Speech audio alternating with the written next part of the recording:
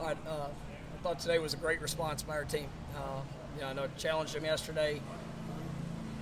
Just with the intensity and the overall things that we saw from yesterday's practice. Today was an opportunity to respond, and I thought they did. I thought we had a really good practice, getting some good work, being able to keep the speed of the game, so some physicality and guys just working to get better, and that's what we needed.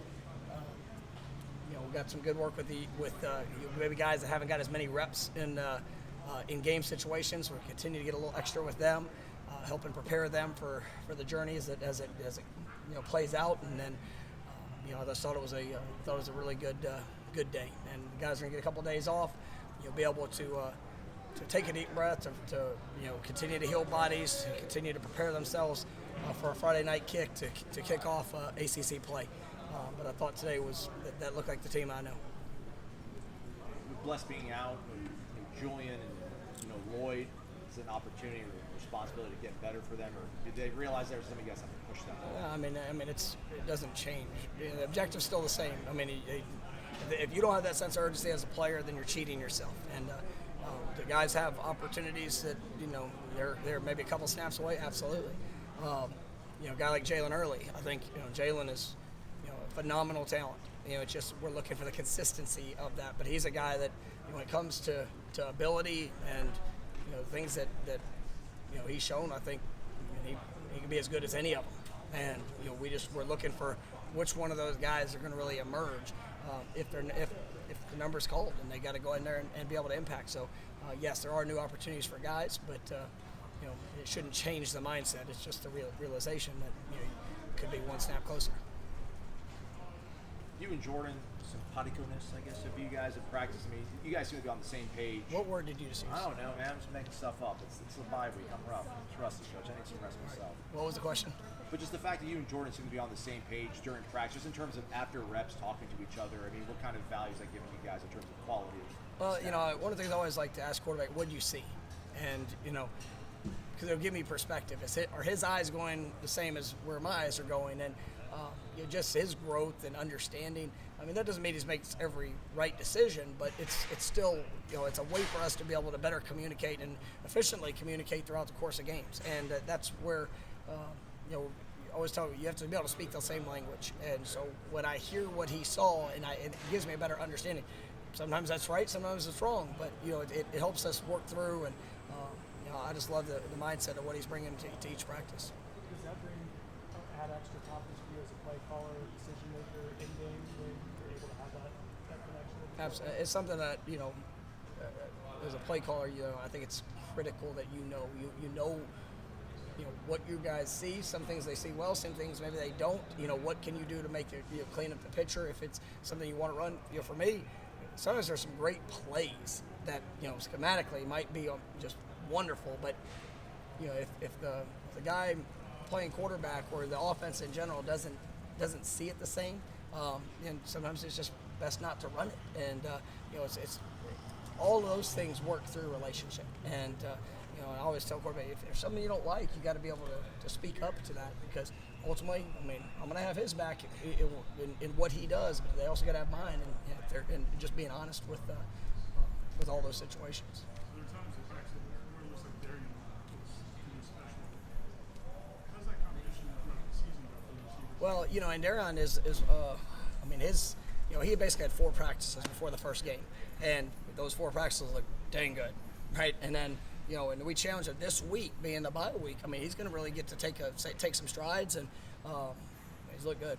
That guy, he's going to be a really good football player here at Florida State, and we're excited about the steps that he's taken, and there's competition all around. So I know we've mentioned that. That's a good thing at our receiver position to see development, growth, guys that have been here that are getting better, guys that are newcomers that added competition. Everybody's pushing each other. What do you attribute the response today to? The fact that you came out and practiced the way you wanted to? It's who they are. Ultimately, yesterday was uncharacteristic, but we made the choice to maybe not be as intense, or maybe not as focused and passionate as what we normally are. But you get the choice of what you're going to do with the opportunity. And I was honest with him yesterday. Sometimes I didn't probably say the nicest things, but you know what? Like, I believe in this team. I believe in what they can do. There's plenty of people that are so excited about just where we are, and you should be. As, you know what? It's been a little while since the program has got off to a good start to begin a season, but like, that's not what we signed up for. We signed up to. I mean, every day you come out here, you get better, so that you can put your best foot forward, and you know that's what these guys have done, and that's what I've been. You know, you guys know, y'all around me. Like, I was confident last week. I knew, because I knew this team. Now there were some disappointments in things that showed up, you know, with all. But if we will continue to work, if we'll continue to make the investments, I love the guys I get to coach and the people I get to work with, and so I mean, that's all I want is just their best. And if that happens, I can live with the results. So today they came out and they were who I know that they are. A lot of the focus obviously was on Trayshawn not catching the pitch, but it seemed like David Toffel and Grady either. Like, how did those guys respond to that and just making kind of approach, making sure that they have It was one of the first plays I ran in a competitive situation today. See, all right, let's see what it looks like, you know, and what are the things that we can do to clean up with that. Now, I might not have called it the exact same situation, but you know, that's where we all get to grow and learn to be better. But ultimately, I'm not going to be, I won't be a coach that's going to sit there and worry about all the things that might not happen. Like, or that what I mean, we're going to take a very prepared approach to all things that we call and all things that we do. And you know what? There's going to be usually multiple options on a lot of things that we have. But I'm going to believe in what our players can do. And if they prove it throughout the course of practice, they prove it throughout our preparation, and we're going to believe in that. And that's what, you know, for the majority of the game, that's what you saw show up. I mean, to go a flea flicker, reverse, throwing the ball, you know, down the field, you know, we practice that. Well, what if he fumbles there? What if this happens? Like, you don't. I believe, like I said, it goes back to belief in how these guys can execute what they can do.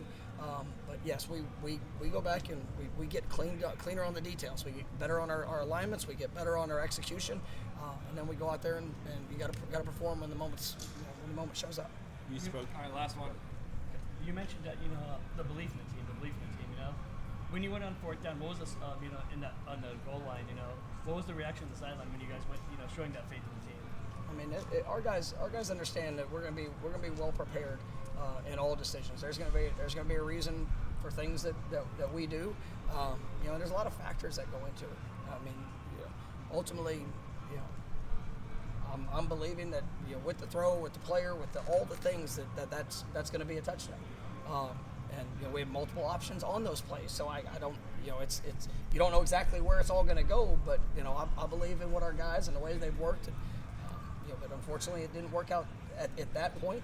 Defense, you know, didn't allow anything. You know, we went into halftime, got the ball, went down, and you know, put ourselves in a good position to open it up the second half. So I mean, you know, those are all things that are thought through by circumstances and situations through the game. But you know, like I said, you know, I believe in the team, and whether it's running a field goal team out there to kick a field, I believe we're gonna protect and we're gonna make it.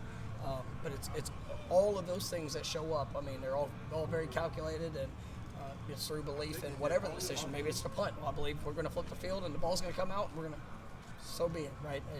All those things apply when it comes to making game time decisions.